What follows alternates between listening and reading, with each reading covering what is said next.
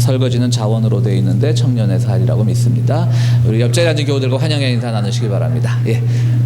잘 지냈습니까? 환영의 인사 나누시기 바랍니다. 반갑습니다. 여러분 잘 지내셨습니까? 예. 자, 우리 소개할 텐데요. 우리 이렇게 제가 사회를 보면서 보니까 의외로 우리 그레이스 목사님을 잘 모르시는 분들이 계실 것 같다는 생각이 들더라고요. 그죠? 네. 우리 김그레이스 목사님은 우리 교회에서 오랫동안 10년 정도 교육 전도사 거쳐서 또 우리 교회에서 목사 안수 받고 교육 목사로 계시다가 이제 군인이 되셨습니다. 그래서 지금 대위예요, 소령이에요? 아직도 진급 못했구나. 예,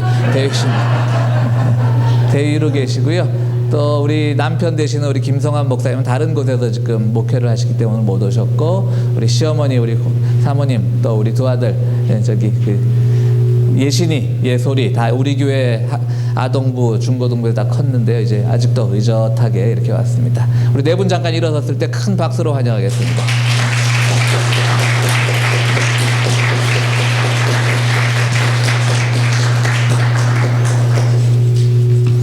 이 시간 우리 청년회에서 특별 연주를 준비를 했습니다. 함께 은혜 나누도록 하겠습니다.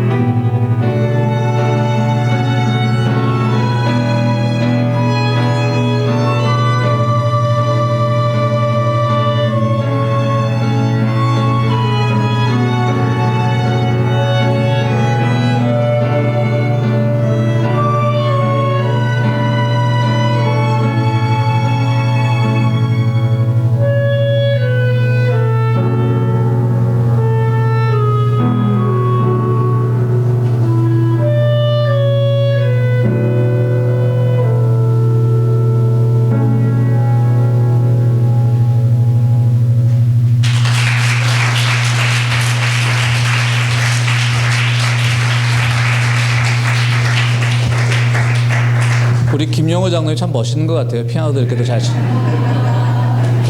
근데 우리 아들은 베이스 연주 하긴 한 겁니까 지금? 그냥 깍두기라고 있으니까요. 여러분들 이해해 주시기 바랍니다. 우리 청년주일 교독문 함께 교독하시겠습니다.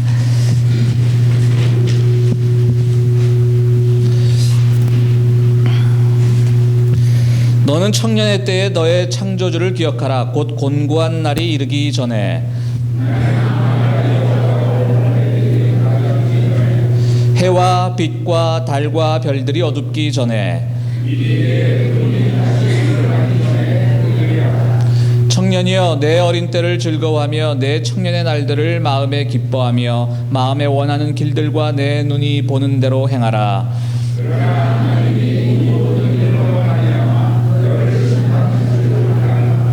여호와를 경외하는 것이 지식의 근본이거늘 청년이 무엇으로 그의 행실을 깨끗하게 하리이까. 또한 너는 청년의 정욕을 피하고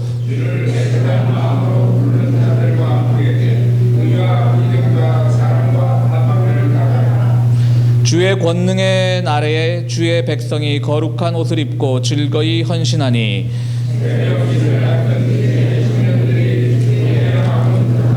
아멘.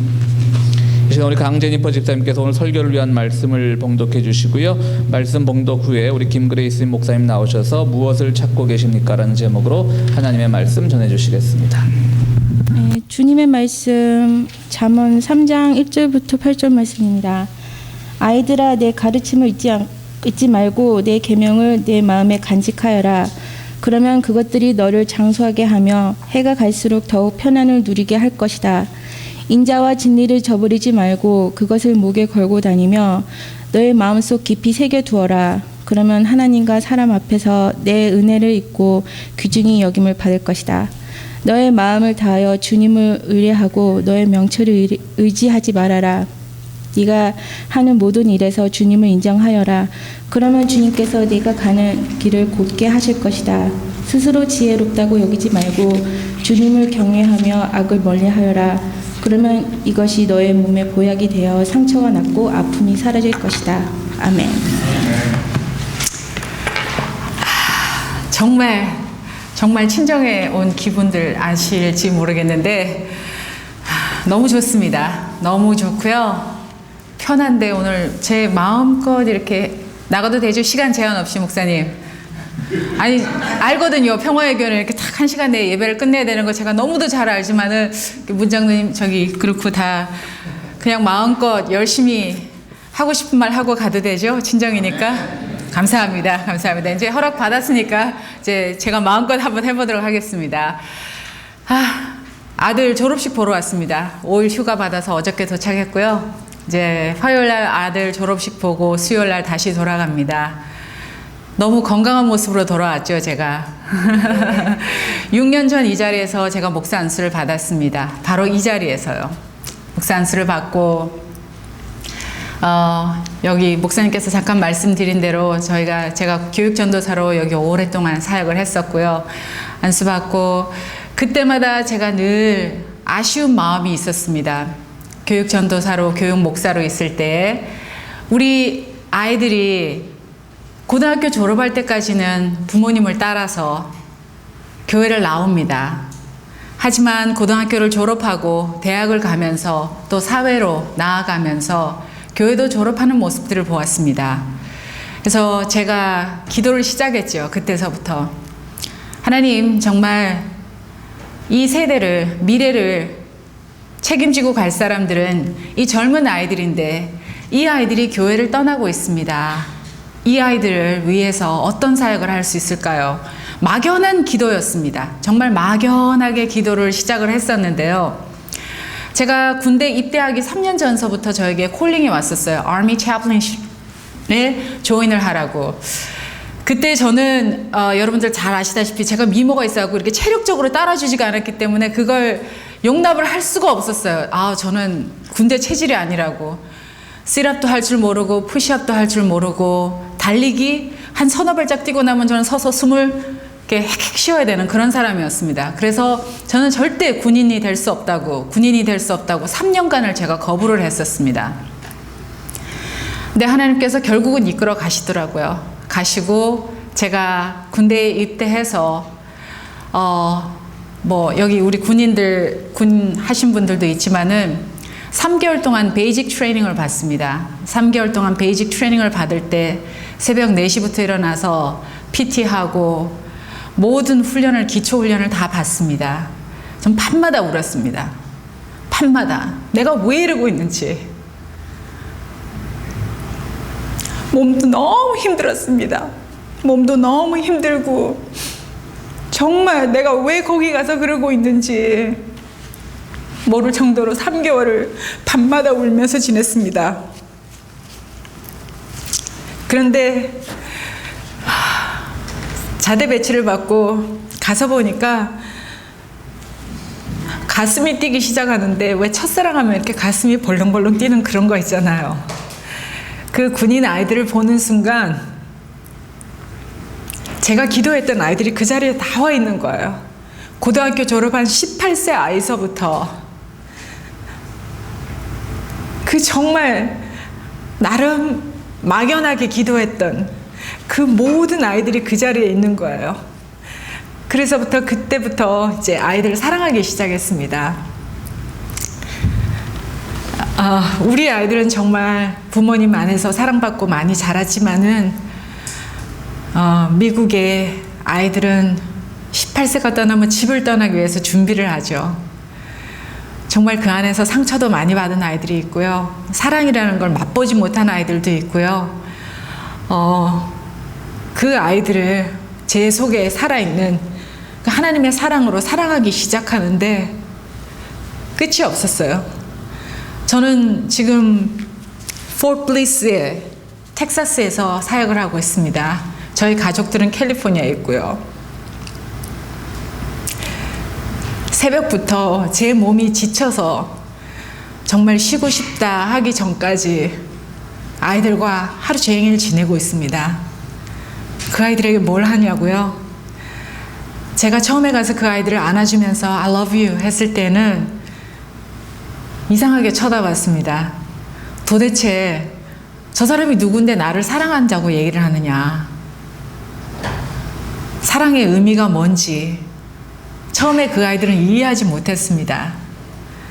하지만 저는 매일매일 보는 순간마다 그 아이들을 안아주면서 사랑한다고 사랑 고백을 했습니다.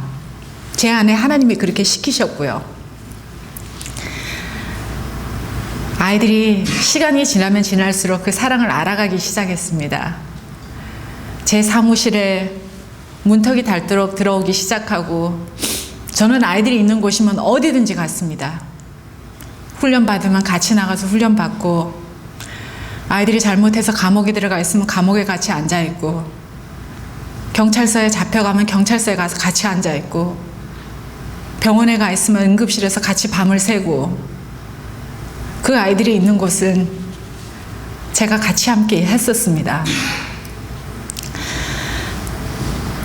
그러면서 제가 느낀 것이 이 아이들 속에 뭐가 필요할까? 하나님의 사랑도 필요하지만 정말 이 아이들이 이 세상을 책임지고 나아가기 위해서는 무엇이 필요할까? 그리고 오늘 또 제가 이 청년부 주일 설교를 맡아서 온다고 할 때 여기에 앉아있는 청년들에게는 어떤 말씀을 줄 수 있을까? 많은 생각을 하고 고민하고 또 연구하던 중에 하나님께서 오늘 주신 저 잠언의 말씀 3장 1절에서 8절의 말씀을 주시면서 지혜를 함께 나누면 어떨까? 라는 말씀을 주셨습니다. 그래서 오늘 말씀을 함께 나누기 전에 먼저 기도드리겠습니다. 기도하시겠습니다. 하나님, 주께서 주신 말씀을 들고 부족한 저와 우리 모두가 이렇게 말씀 앞에 앉아 있습니다. 거룩한 성령께서 오셔서 이 말씀을 영광스럽게 하시고 주의 말씀 안에 말씀을 듣고 말씀이 오고 가는 동안 믿음으로 화합하는, 그래서 눈이 열리는, 그런 예배 시간이 되게 도와주시옵소서. 주를 더 잘 따라가는 예수의 제자들이 될 수 있도록 이 한 시간 성령으로 우리의 마음을 터치해 주옵소서. 예수님의 이름으로 감사하며 기도드립니다. 아멘. 요즘은 참 쉬운 것 같아요. 옛날에는 저희가 뭐 모르는 것이 있으면 선배들한테 물어보기도 하고 또 사전도 찾아보고 책도 찾아보고 하는데 요즘 모르는 것이 있으면 전부 다 대답이 똑같습니다. Just Google. 구글링을 해보라 그럽니다. 구글하면 다 찾을 수 있다고 그렇게 얘기를 하죠. 하지만 소크라테스 시절에는 그렇지 않았습니다. 소크라테스 시절에 젊은 청년 하나가 소크라테스를 찾아왔습니다. 그 청년이 지혜를 찾고 있었습니다. 그러자 소크라테스가 이 젊은 청년을 데리고 강가로 가서 허리에 물을 잠길 만큼 두 사람이 서고 난 다음에 갑자기 소크라테스가 그 청년의 머리를 잡고 물속에다 집어넣었습니다. 그래도 가만히 청년이 그래도 무슨 뜻이 있겠지. 무슨 뜻이 있겠지. 소크라테스인데. 가만히 있었습니다. 근데 숨이 막혀 죽을 것 같고 몸으로 발버둥 치고 그래도 자기를 놔주지 않는 겁니다. 소크라테스가 계속해서 그 청년의 머리를 물속에다 집어넣고 이 청년이 견디지 못해서 결국은 실신을 했습니다. 그러니까 소크라테스가 그 젊은 청년을 끌어내가지고 모래사장에 던져놓고 자기는 집으로 돌아가 버렸습니다. 반쯤 죽다 살아난 이 젊은 청년이 소크라테스를 다시 찾아가서 이제는 따지듯이 묻는 것입니다. 선생님, 저는 지혜를 가르쳐 달라고 했는데 어찌하여서 이런 일을 하셨습니까? 그러자 소크라테스가 그렇게 얘기하더군요. 그래 젊은이, 자네 물속에서 필요한 것이 무엇이었니? 그 물속에 빠져서 허우적거리고 있을 때 가장 필요한 것이 무엇이었습니까? 그때 그 청년이 그러죠. 공기죠. 그래, 그렇다면 말이야, 자네 정말 물속에서 죽을 것 같아 그 공기를 찾듯이 지혜를 찾았다고 하면 굳이 나를 찾아올 필요가 없었을 것인데, 그렇게 말했다고 합니다. 그만큼 우리가 지혜를 찾는다라는 것, 뭔가를 기대한다라는 것이 절박하고 간절할 때 이 지혜를 찾는 자의 또 구도자의 자세를 그렇게 해야 하는 태도를 내용하는 소개가 예화가 아닌가 싶습니다. 자, 또 한 가지 예화는 어떤 관광객이 해외여행을 떠났습니다. 그리고 그곳의 폭포가 너무너무 아름답고 너무 웅장해가지고 기분 좋아서 그 흘러내리는 폭포 물속에 자신이 이렇게 손을 담그고 물맛을 이렇게 쫙 보고서는, 야, 물맛 좋다. 정말 물맛이 꿀맛이네. 그리고 기분 좋아서 내려오는데 그 옆에 팻말이 하나 붙어 있는데 poison 하고 이렇게 붙어 있는 겁니다. 그때부터 그 분이 불사 내가 독을 마신 거야, 독물을 마신 거야, 그리고 창자가 흘리기 시작하고 마음도 불쾌해지고 난리가 아니었습니다. 그래서 옆에 있는 친구에게 빨리 나를 병원으로 좀 데리고 달라고, 내가 지금 독을 마신 것 같다고. 그래서 병원에 갔더니 의사 선생님께 설명을 하고 그 얘기를 합니다. 내가 지금 독을 먹은 것 같다고, 빨리 이렇게 디톡시파이를 해주셔야 될 것 같다고. 그랬더니 그 의사 선생님 하시는 말씀이, 영어로는 포이즌이 독이지만 프랑스어 불어로는 그 포이즌이 낚시 금지라는 뜻이랍니다. 그 말을 듣고 나니까 아팠던 배가 낫더라는 거죠. 이처럼 우리는 지혜를 찾고 살아가는 인생들이지만 우리의 지식과 지혜의 한계가 자기 한계 안에 갇혀 있다는 것을 보여주는 예화가 아닌가 싶습니다. 젊은 제가 이렇게 우리 장로님들 앉아 계시고 정말 우리 평화의 교회 또 이 지식군들이잖아요. 이런 분들 앞에서 지혜라는 단어를 가지고 설교를 하려 하니까 참 많은 부담이 되었습니다. 처음에는. 그래서 설교를 준비하면서 욥기서도 많이 읽고 시편도 많이 읽고, 특별히 지혜의 광명이라고 하는 잠언서는 정말 시간 나는 대로 아이폰을 통해서도 읽고 성경책을 펴놓고 읽기도 하고, 운전할 땐 듣는 말씀으로 듣기도 하고, 정말 잠언서를 많이 읽었습니다. 그러면서 지혜라는 단어가 보이고 지혜자라는 단어가 보일 때마다 또 언더라인 하기도 하고 그 구절들은 받아서 옮겨 적기도 하고 하면서 나름대로 그 묵상하는 기쁨을 누렸습니다. 잠언 2장 10절 말씀에 보니까 곧 지혜가 내 마음에 들어가며 그런 말씀이 있더라고요. 곧 지혜가 내 마음에 들어가며. 저희가 아침에 PT를 합니다. PT를 1시간, 월요일 아침에는 4.5마일씩을 뛰죠. Battery Run, Battalion, Brigade Running 하면서 구보를 하면서 4.5마일을 아침에 뜁니다. 뛰고 나면은 갈증 나요. 그래서 바로 저희가 Hydrate 그러면서 이제 물을 마시죠. 물을 마시고 하는데 저희가 운동을 하고 나면은 바디가 exhausting 때기 때문에 우리가 건강 음료들도 마시고 물을 마셔서 그 우리 속에 그것이 들어가서 이렇게 nourish 해주는 것처럼 지혜가 우리 속에 그 지혜가 내 마음에 들어가며 그뿐만 아니라 욥기 38장 36절 말씀에도 가슴 속의 지혜는 누가 준 것이냐 너희 가슴 속에 있는 지혜는 누가 준 것이냐 그랬습니다. 지혜라는 것이 우리 안에서 나오는 것이 아니라 누가 somebody가 준 것이라고 얘기하고 있었습니다. 내 안에서 나오는 것이 아니라 정말 우리를 깨우치는 말씀이었습니다. 지혜라고 하는 것은 있어도 되고 없어도 되고 하는 것이 아니라고 봅니다. 성경 말씀을 보니까 나를 잃는 자는 자기의 영혼을 해하는 것이다. 지혜를 잃어버린 자는 자기 영혼에 상처를 내는 것이다. 지혜를 미워하는 자는 사망을 사랑한다. 그만큼 지혜라는 것이 소중한 것이라는 걸 저희에게 알려주고 있습니다. 여러분, 지혜의 가치, 지혜의 예찬론자들, 그리고 잠언서는 저희들에게 이렇게 얘기하고 있습니다. 지혜는 진주보다 귀하니 내가 사모하는 모든 것으로도 이에 비교할 수가 없도다. 우리가 살아가면서 많은 꿈을 가지고 많은 것들을 사모하고 있습니다. 하지만 오늘 잠언서에서는 내가 사모하는 그 모든 것으로도 비교할 수 없는 것이 바로 지혜라고 얘기해주고 있습니다. 왜 그렇습니까? 지혜의 오른손에는 장수가 있습니다. 한 걸음 더 나아가 지혜에 가는 길은 즐거운 길이고 그 길은 다 평강이라는 것입니다. 우리가 살고 있지만 마음의 평강, 그 마음이 평안한 것보다 더 좋은 복이 없다고 생각합니다. 작년 10월 30일 날 저희 부대에서는 큰일이 하나 있었습니다. 제 병사 중에 하나가 이쪽 지역에는 뉴스가 안 났는지 모르겠지만 제가 살고 있는 엘파우소 지역에는 로컬 뉴스에는 몇 주를 계속 연달아서 나왔던 큰 사건이 하나 있었는데요.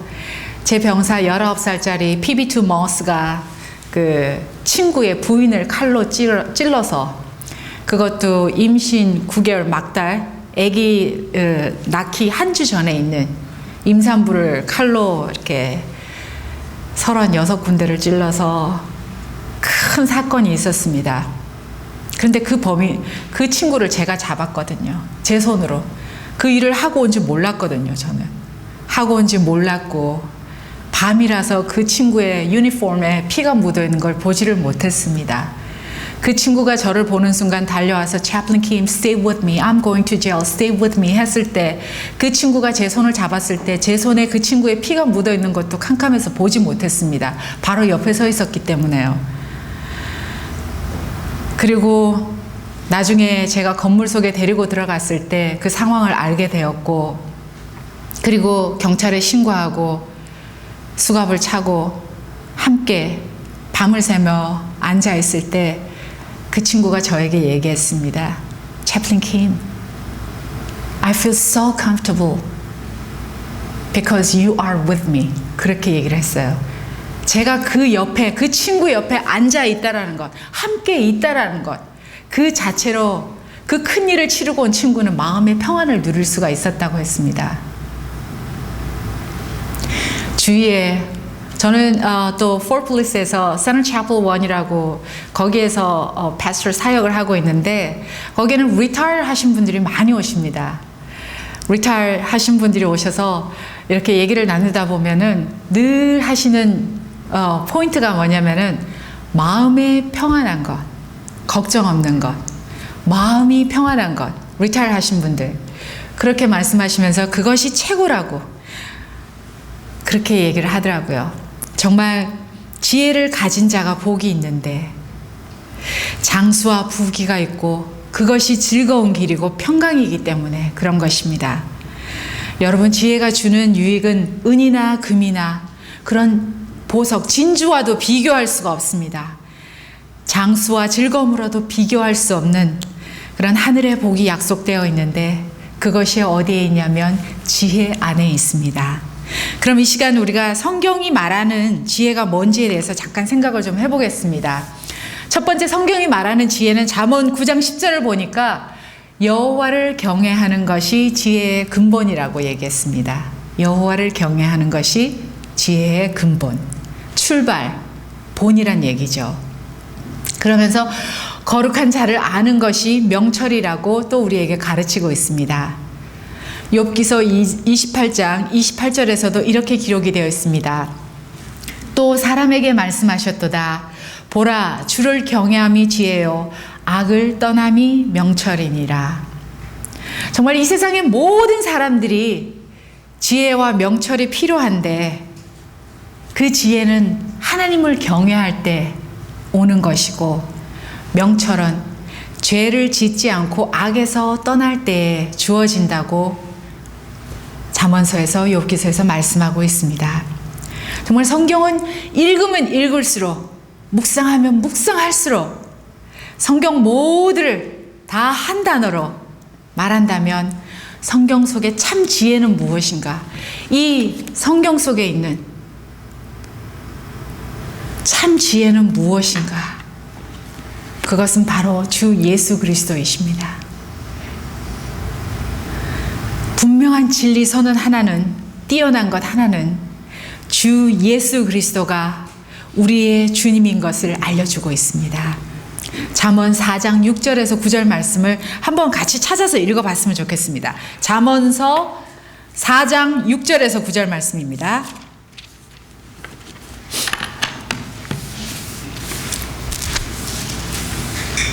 그리고 읽고 난 다음에 잘 여러분들의 삶에 이 말씀을 한번 적용해 보실 수 있기를 부탁드립니다. 찾으셨죠? 함께 읽어보겠습니다. 지혜를 버리지 말라. 그가 너를 보호하리라. 그를 사랑하라. 그가 너를 지키리라. 지혜가 제일이니 지혜를 얻으라. 내가 얻은 모든 것을 가지고 명철을 얻을지니